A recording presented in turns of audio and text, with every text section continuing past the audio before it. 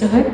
Hi everyone, I'm Alea, and I'm the A in the LAM Sisterhood. Hi everyone, I'm Laura, and I'm the M in the LAM. And we fill the world with stories for African women to feel seen, heard, and beloved.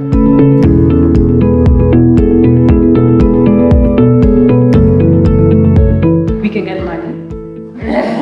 We can get access to JSOR and all the paywall things to research because I can find some university. I mean, it felt really suited. You know, we saw it's a media innovation. We are a media innovation, you know, in every way. We saw it and we just thought, oh my God, this is perfect for us. The actual moment feels hazy.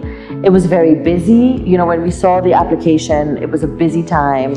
And, you know, the thing about applications is they take a long time to put together. And, you know, for any, you know, other innovators out there, you know, it can be disheartening to apply. It takes a lot of time, it takes a huge investment, and then, you know, you often don't get them. In fact, at that point, we had actually chosen not to do an application. Yes. We had chosen. That's right. This was last year, COVID times. Yeah. The first half of the year, we had a 0% success rate of applications. 0. And we were tired of depending and putting all our hopes into all these baskets that just reject us. And in the middle of the year, we dedicated ourselves to making what we want to make and telling the stories we want to tell. So it was actually odd that we said, let's apply for this one. And actually, we had just finished the pilot episode of Bikidude. So we had just finished this pilot episode. We had just put together a listening party, which was received incredibly, right?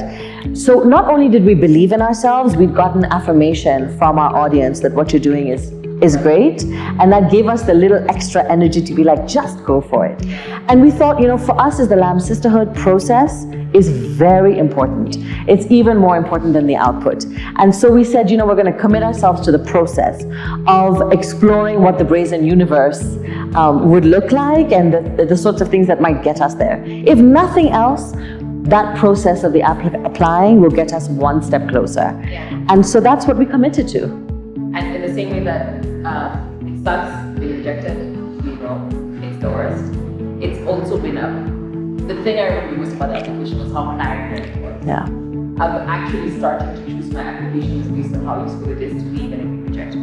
Like, after I'm done with this, have I gotten more clarity in what I am trying to do? Because then you know, it's like so much taking the money, I've got it a little bit further ahead. So that's a way to kind of access it. And so we did the application, took a while. Kind of forgot about it, honestly. We sent it, we're like, well, we're making the next thing. And then we got the first round selection.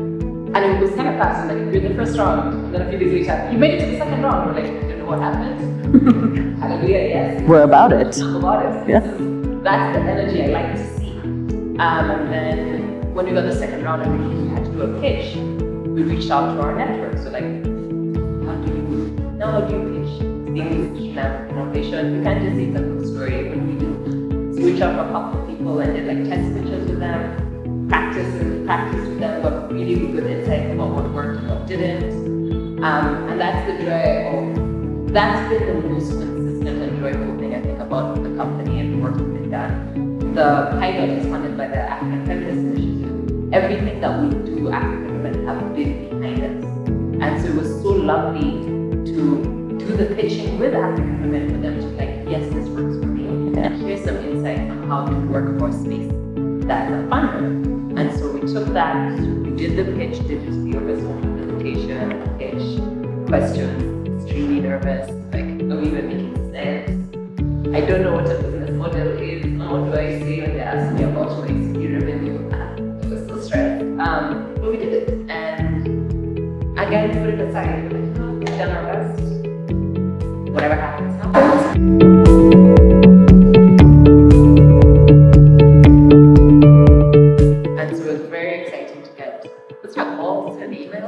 Well, yes, there's a story of how it happened. There's an entire story.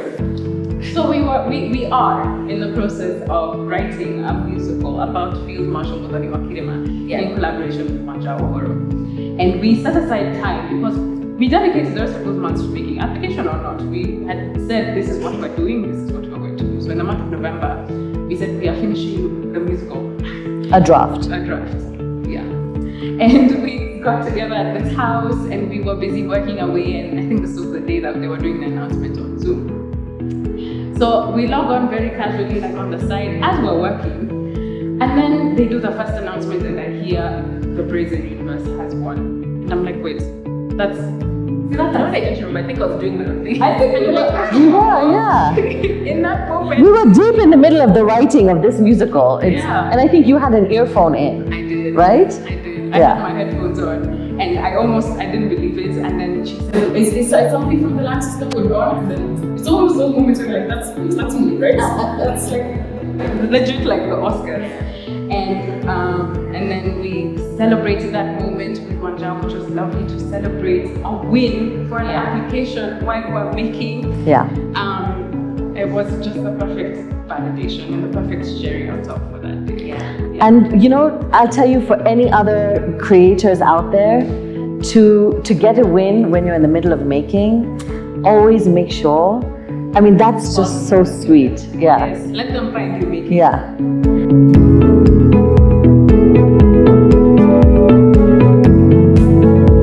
I mean, for me, it's like I said, disbelief. I did not believe it. I was confused at first, and then frustrated at the not believing that we could have won because we had really identical applicants. And also, it felt like such a, what is it called when you just, that thing that you do? A throwaway? When you just, no, when you, it's like when you throw something, this is so hard. It was like a chance you took? Kind of like a Hail Mary almost. Okay. Kind of like taking a chance. Okay. Yeah, so it was shocking. Okay. I mean, my reaction was completely opposite. From the moment I believed we were going to get it. Do you remember? Right, actually. I literally was like, we are applying for this thing because we are perfect for this thing. And but also I'm the eternal optimist in the group, but I really did believe we were going to get it. And I also, because, I thought we're a perfect fit, we're poised, we now know who we are, we've got this incredible idea. The application process had gotten us to the point of really being able to get clarity and refine what it is we wanted to do. And I'm also very familiar with the Aga Khan's, with the work that the Aga Khan Development Network does. And I just knew, it's for where the institutions are, it felt good. Yeah. Yeah, for me, like I said, it's a surprise. I don't know what I was doing, but I really zoned out. I was just writing or something. And then, the camera is on, you need to come here. And what's happening? So definitely surprised. I was excited. I was really excited because a challenge in this space for any creative, or anyone who's trying to tell stories, is you're constantly kind of moving month to month.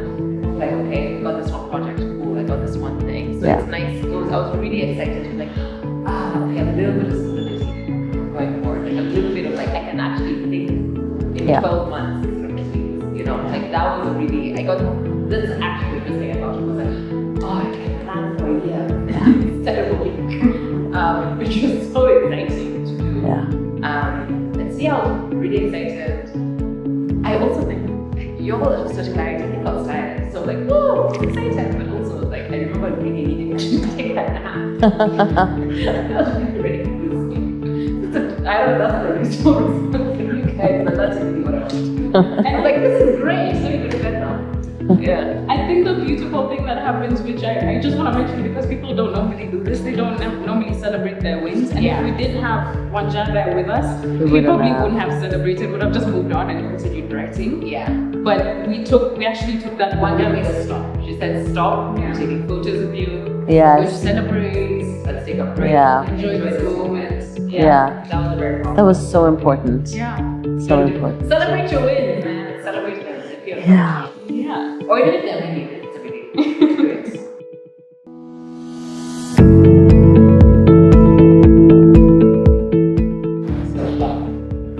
Self-love. I like to travel to expensive places, so else to cut me a check. Not actually joking. I love real. I love cooking.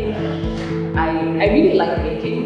It's the joy and disaster of being a creative storyteller is that Like, well, I'm done writing that story. Let me write the other story that I'm writing for fun. So I'm just always making and telling stories regardless, or helping people tell stories. Like, I enjoy editing. We're sitting with people like, oh, so what are you working on? Like, I actually enjoy that. It's fun.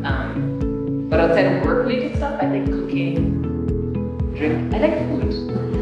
I like food and drinks. I really enjoy the food and drink and travel. So anything that plays in that space. Yeah, similar in the sense that I love making. So I love writing, I love being on stage, and I also love to make jewelry. This is the Nairobi Flora collection. Yeah. No, so actually in 2020, I found myself taking walks with my mom a lot because of course we were all kind of stuck, and I really got such great, like, I don't know what the word, peace from noticing kind of the flowers and the trees and the leaves around me and like taking photos of them, and there was something really calming about like observing the cycle of nature, the blooming alongside the withering, like on the same road that you're walking, noticing that today, you know, the bougainvilleas are out, or, you know.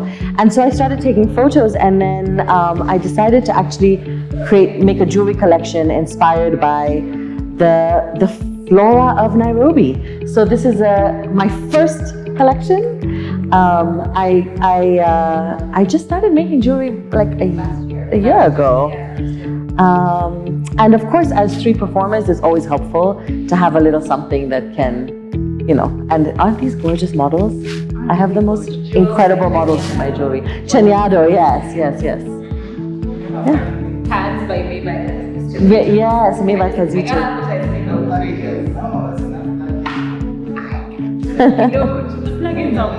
Yeah.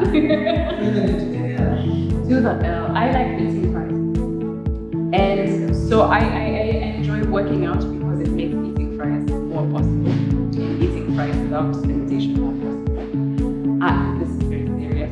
I also enjoy traveling. Send me places and I will write about them. Send us places and we will leave you with a beautiful story. Beautiful. The places have never been written before, like the way we will write them. There is a language you want us to learn. I love music and I love sharing. There's never a day where I don't listen to it. And I love feeling music in my body and moving to music. And I love performing. I mean, I do what I love. I'm lucky enough that when you say outside of your job, the job is what I love.